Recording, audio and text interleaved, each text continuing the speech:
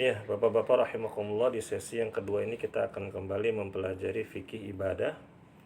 Kali ini kita akan mengambil sumber dari kitab Fikih Al-Muyassar. Ya, jadi buku Fikih Al-Muyassar ini disusun oleh para profesor dari Universitas Islam Madinah kebanyakan, atau dari ulama-ulama Timur Tengah, terutama di negara Saudi Arabia. Dan kita akan membahas tentang siwak dan sunnah-sunnah fitrah.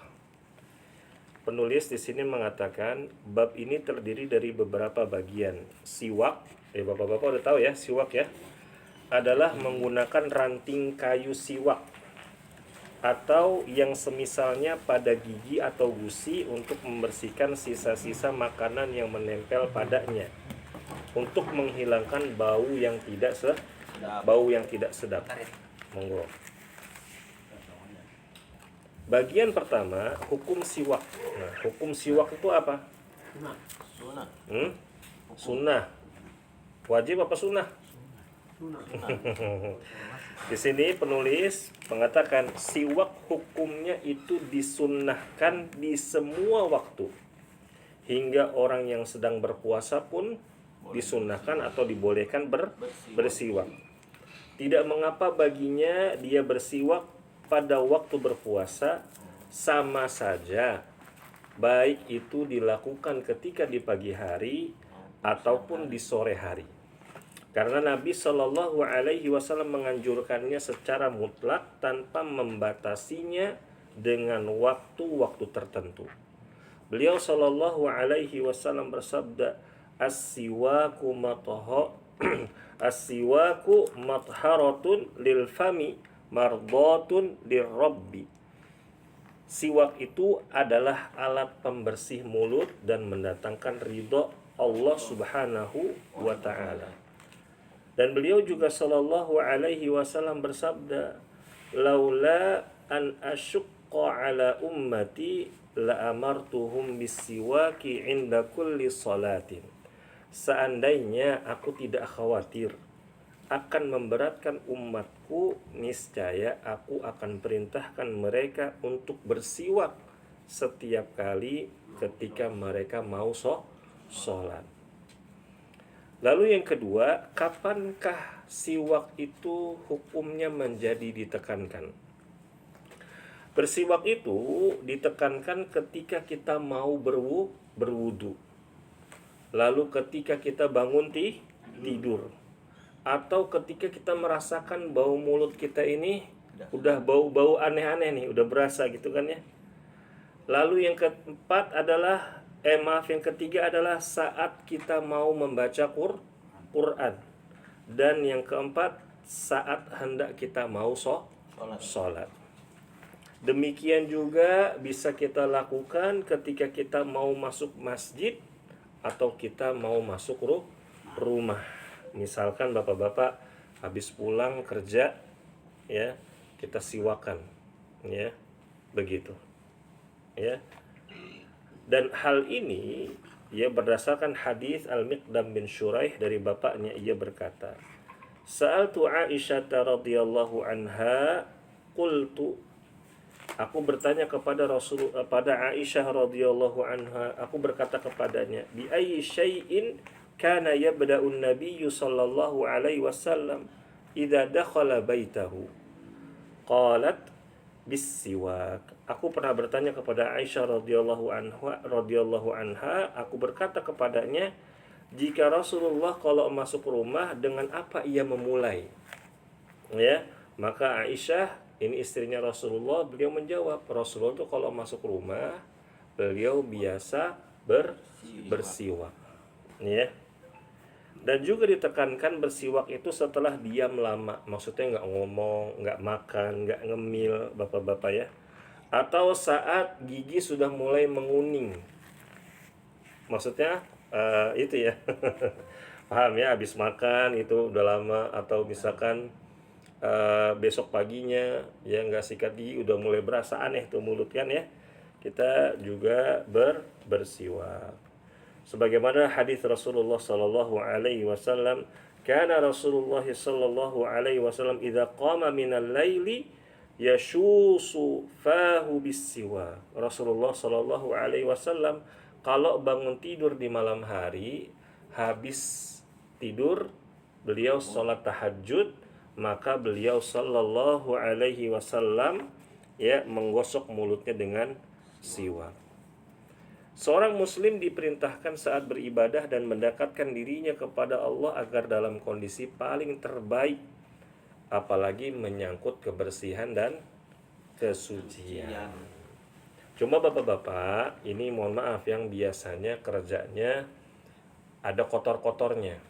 Tidak semua kotor itu menjadi penghalang untuk sholat. Misalkan nih, qadarullah bapak-bapak mau jalan ke kantor, masuk pintu, di lewat taman, kepleset, jatuh. Bapak celananya kena tanah. Masuk sholat zuhur, tanya, nggak sholat, kotor celana. Nah ini alasan yang aneh. Ya. Tanah iya Ustaz, kalau Iya. sampah. Kalau sampah bapak bawa salinan. Pak Jumadi udah sering nanya. udah sering nanya beliau. Sering nanya. Iya. Enggak, waktu itu saya ingat sekali sama juga ya. Ustadz gimana, saya kan biasa bekerja di tempat pembuangan. Lalu bagaimana saya sholatnya? Bawa salinan. Ya Pak ya, begitu. Yang penting jangan tinggal sholat. Iya begitu. Kalau misalkan Pak Ridwan biasa ngechat kan ya, usahakan chatnya itu dihilangkan dulu sebelum berwudu. Jangan asal-asalan. Kalau ada sisa-sisanya gimana Ustaz? Nggak apa-apa. Yang penting diusahakan di ini dulu. Ya Pak Ridwan sebagai mandor juga ngajarin anak buahnya jangan tinggal sholat. Ya begitu. Kecuali bau itu bisa diatasi dengan apa? Parfum. Ya Pak ya. Tapi pakai parfum ya. Banyak Otak. Masya Allah, alhamdulillah. Baik, bro. Baik, berikutnya bagian yang ketiga, para ulama di sini mengatakan dengan apa kita bersiwak? Siwak disunahkan menggunakan ranting basah yang tidak hancur dan tidak melukai mulut. Ada, kalau tidak salah kayu arok namanya Pak ya, kayu siwak. Ya. Dan Rasulullah Shallallahu Alaihi Wasallam itu kalau bersiwak beliau menggunakan siwak pohon arak. Nah bapak-bapak kalau umroh biasanya kan banyak jual tuh ya pinggir-pinggir seikat gitu ya. Nah cari yang gede-gede tuh Pak tuh, karena yang besar-besar itu enak. Ya apalagi tekstur gigi kita juga besar-besar. Jangan yang kecil-kecil. Ya begitu. Ya. Jadi agak besar. Yang segede-gede kelingking kita lah, enak tuh dipakai. Ya. Boleh bersiwak dengan tangan kanan atau juga dengan tangan kiri, nggak masalah. Karena ada sebagian ulama mengatakan, enggak harus tangan kanan, itu sunnah. Oh tidak, dengan tangan kiri, karena itu perbuatan pembersihan. Tapi ini jalan keluarnya boleh kedua-duanya. Ya. Dan bila saat kita berwudu, dia tidak memiliki ranting siwak, maka dia bersiwak dengan jari tangannya. Ya. Sebagaimana hal ini dilakukan oleh Ali bin Abi Thalib radhiyallahu anhu ya. Jadi habis makan rendang, masya Allah, makan ya kan, digosok juga. Tapi sama juga Ustaz, baunya bau rendang. Tapi kalau ada yang masih nyangkut pas sholat itu sah. Sah insya Allah. Ya. Yang penting kalau misalkan ini khilaf di kalangan para ulama bapak-bapak ya. Ada bekas nasi gitu ya, ada bekas daging sekilo gitu nyangkut. Lagi seratnya kadang Ya, itu bapak-bapak ya.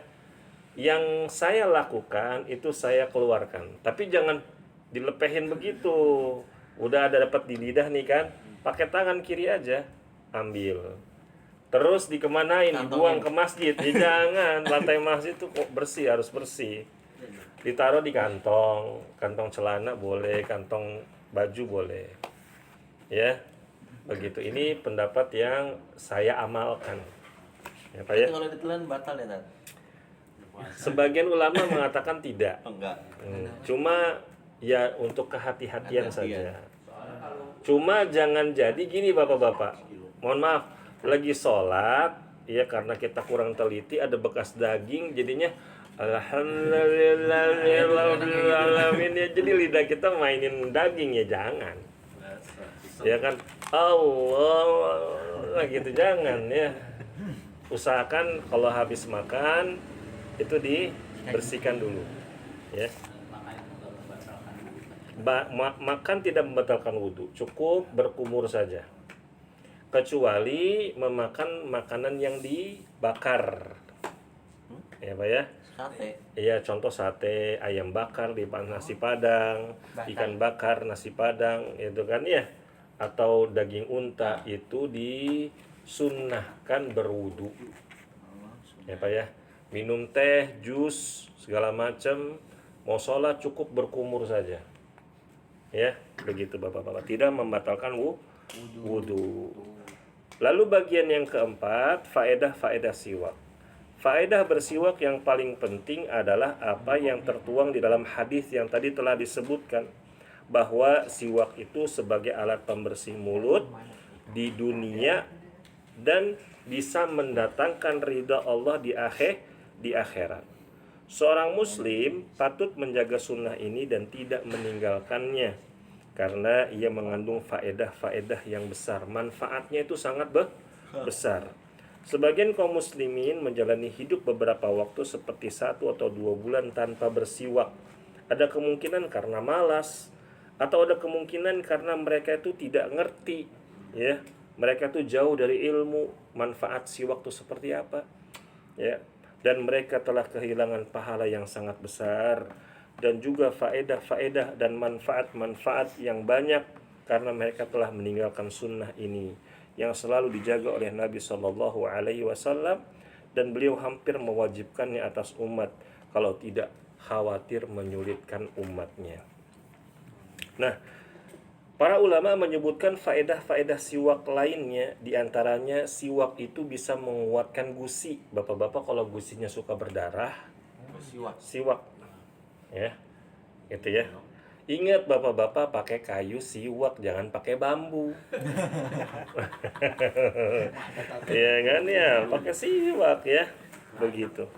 Lalu mengencangkan gusi, bapak-bapak yang giginya udah mulai otek-otek, pakai siwak, ya, begitu. Lalu suara itu jadi bagus, jernih, karena dia itu ada enzim, ada cairan yang bisa membantu ya menyegarkan di tenggorokan. Dan bisa membuat seorang itu menjadi bersemangat dalam menjalani hari-harinya, baik dalam ibadah maupun bekerja. Ini bapak-bapak ulama ini mengatakan seperti ini bukan omong kosong, ini ada penelitiannya, ya. Nah, bapak-bapak gimana sih cara menggunakan ya siwak? Ini siwak bapak-bapak ya. Anggaplah ini siwak karena saya tidak ada pensil ya. Siwak itu ada kulitnya. Bapak seset kulitnya, bisa pakai ujung kuku. Kalau saya biasa pakai ujung kuku. Ya diseset, sobek. Ukurannya seruas atau setengah ruas jari.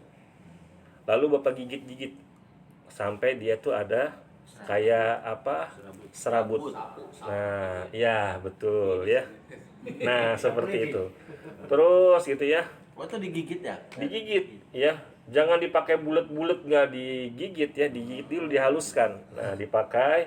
Nah, itu untuk sehari, Bapak-bapak. Jangan buat sebulan. Oh, jadi jangan diganti dong. Iya, sehari udah kan tuh bekas itunya kan ya. Potong. Buat baru lagi setengah ruas lagi, gigit Hemat, lagi. ngomong hemat. Gitu. Itu siwak dari mulai beli sampai setahun masih utuh begini aja, ya salam. Sebulan Ramadan tuh siwaknya panjang mulu perasaan.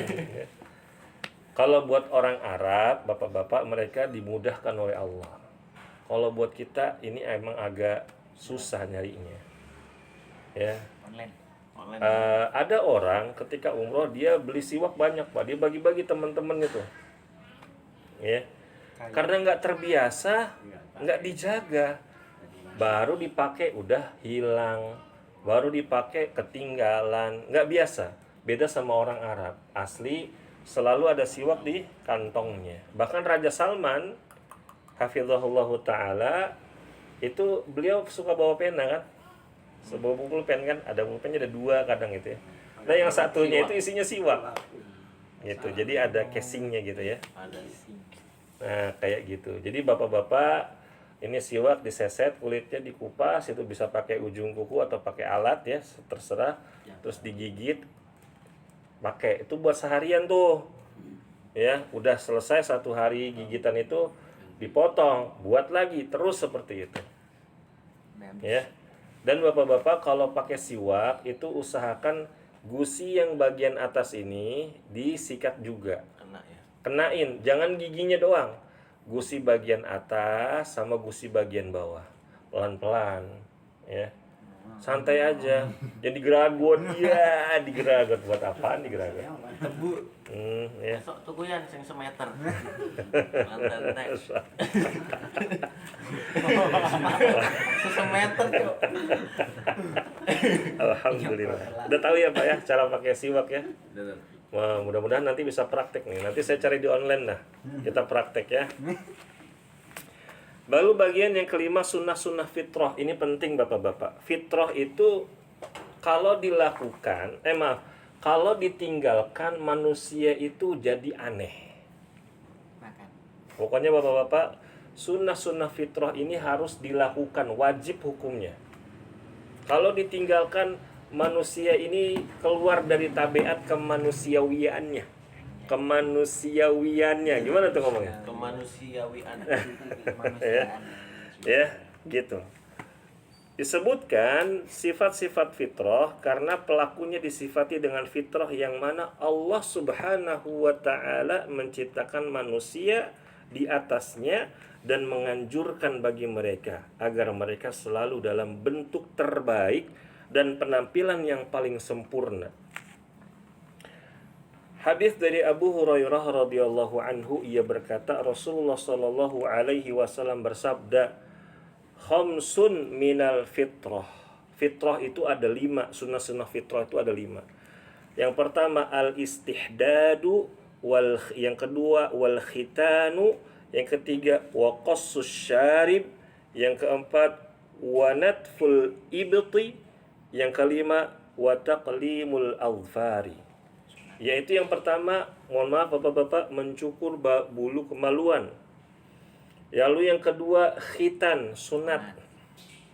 Yang ketiga menggunting kumis. Yang keempat mencabut bulu ketiak. Ingat Bapak-bapak, bulu ketiak itu bukan dikerok, dicabut.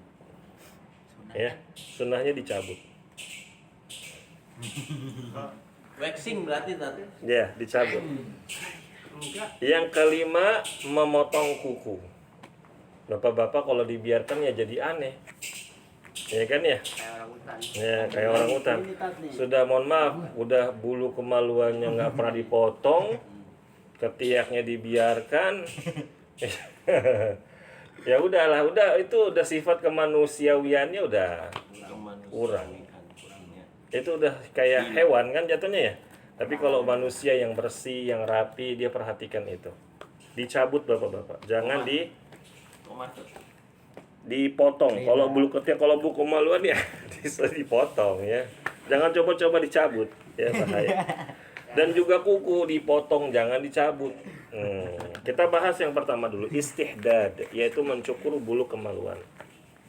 Kata para ulama di sini, rambut yang tumbuh di sekitar kemaluan itu dibersihkan, dipotong. Disebut istihdad karena alat yang digunakan adalah besi, yaitu pisau cukur, silet. Ya, dalam mencukur bulu ini terdapat keindahan dan kebersihan.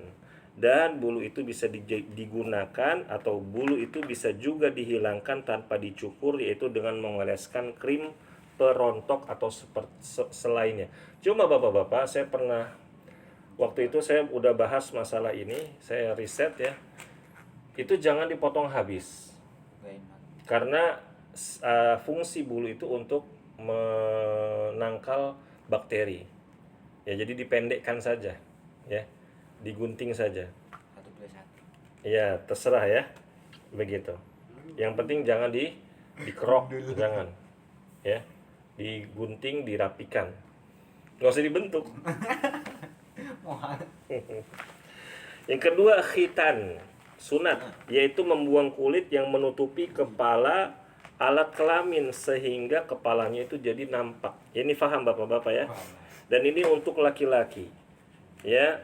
Sedangkan untuk wanita, ya bapak-bapak yang sudah punya anak perempuan tahu ya bagian mana yang dibuang, ya. Begitu. Kalau yang belum, ya nanti harus nikah dulu, punya anak dulu, ya. Ya, begitu. Dan itu yang dicongkel. Dan saya pernah lihat waktu itu bapak-bapak, anak saya baru lahir, ada bidannya alhamdulillah paham agama ternyata. Jadi saya nggak perlu nanya lagi, saya nggak perlu nyuruh lagi. Bapak ini anaknya mau dikhitan atau enggak? Ya dikhitan gitu kan. Nah saya lihat prosesnya, ya di bagian itunya dicongkel. Nah, ini aja yang diambil. Begitu, ya. Begitu. Dan bapak-bapak rahimakumullah, hikmah khitan untuk laki-laki adalah membersihkan kemaluan dari najis yang tertahan di balik kulit yang menutupi ujungnya, di samping hikmah-hikmah yang lain yang banyak.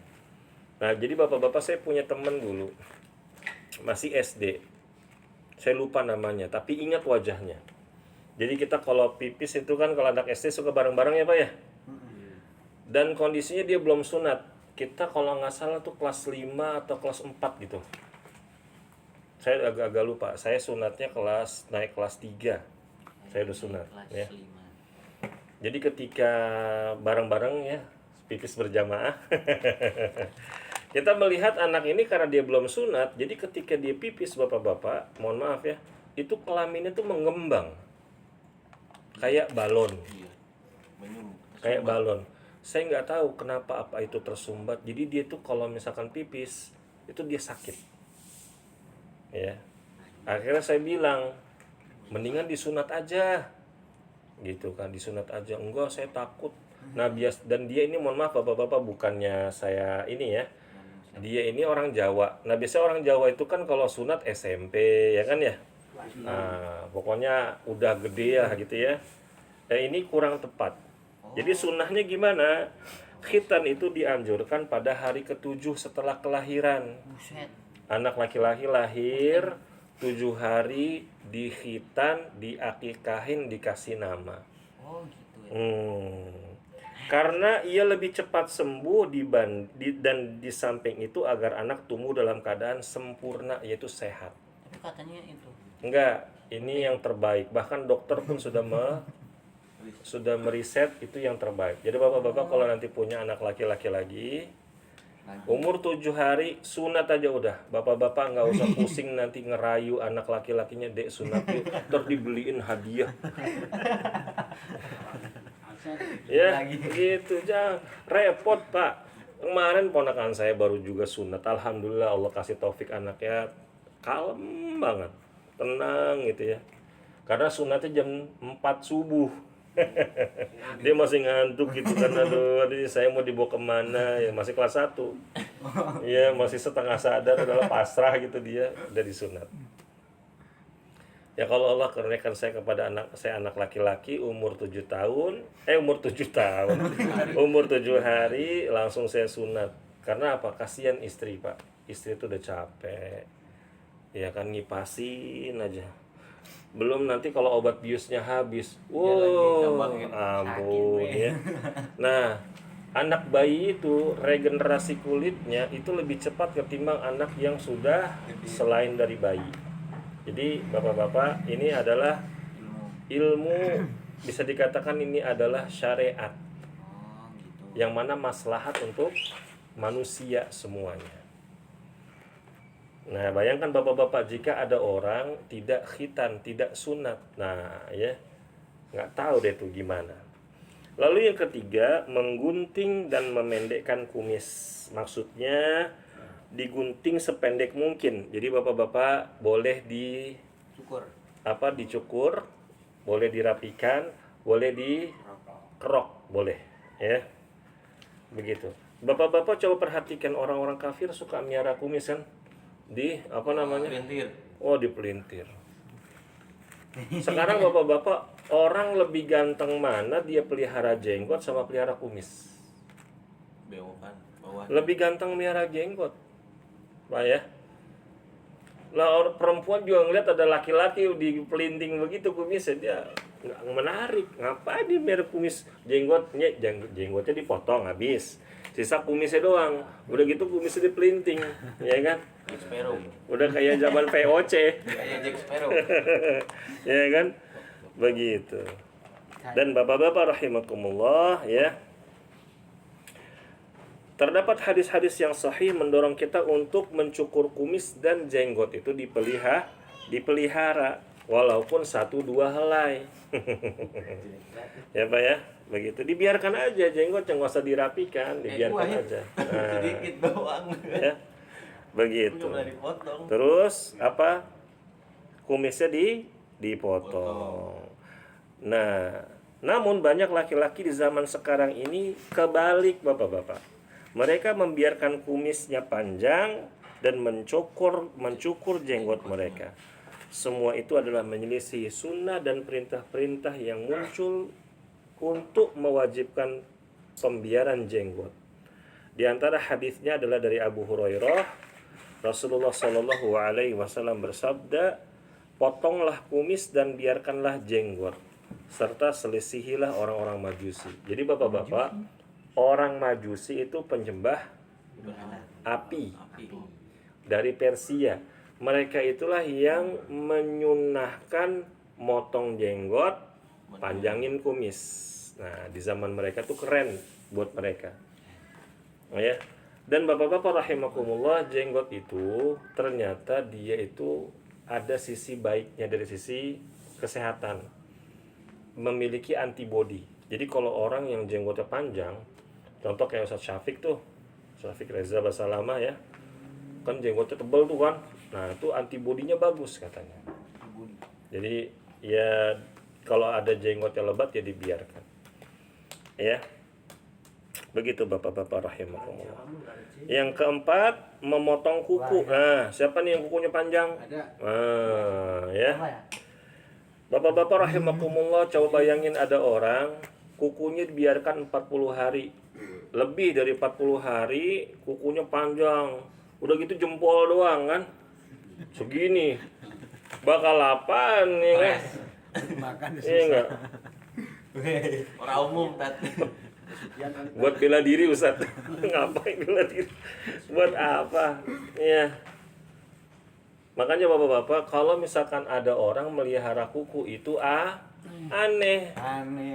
Ya, anehnya luar biasa. Menyulitkan diri sendiri. Makanya enggak inilah.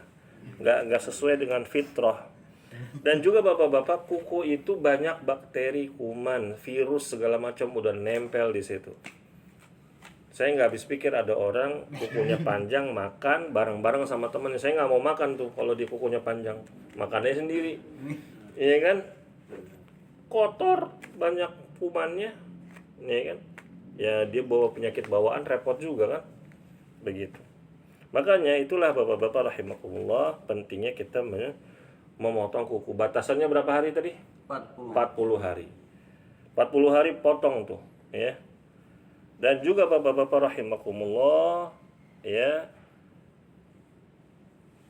Yang kelima adalah mencabut bulu ketiak. Jadi bulu ketiak ini dicabut. Ya, Pak ya. Pelan-pelan, jangan semuanya bret begitu, jangan. Satu-satu. Ya, bisa diminta tolong sama istri juga, ya. Tapi sebelum itu ya dipakai deodoran dulu, ya biar ya nggak terganggu istri kita. Ya pakai itu. Nah itulah bapak-bapak rahimakumullah ya.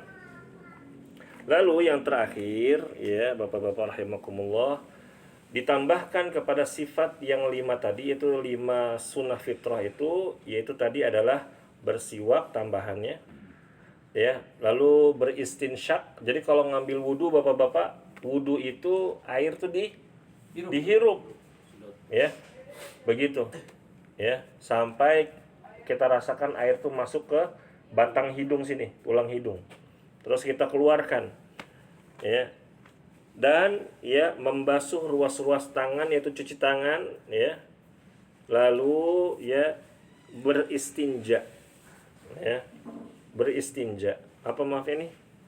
Membasuh ruas jari tangan, yaitu lingkaran yang ada punggung jari jemari yang biasanya kotoran berkumpul padanya saat kita beristinja. Itu kita cuci tangan. Makanya bapak-bapak rahimakumullah, hendaknya kita itu rajin cuci tangan juga. Kalau mau makan kita cuci tangan. Ya, usahakan kita cuci tangan kita agar setiap kita kali mau makan kita terhindar dari berbagai macam penyakit dan virus. Wallahu a'lam bishawab. Ada pertanyaan bapak-bapak? Jika tidak ada, mungkin kita tutup. Subhanakallahumma wa bihamdika asyhadu an la ilaha illa anta astaghfiruka wa atubu ilaik. Wassalamualaikum warahmatullahi wabarakatuh.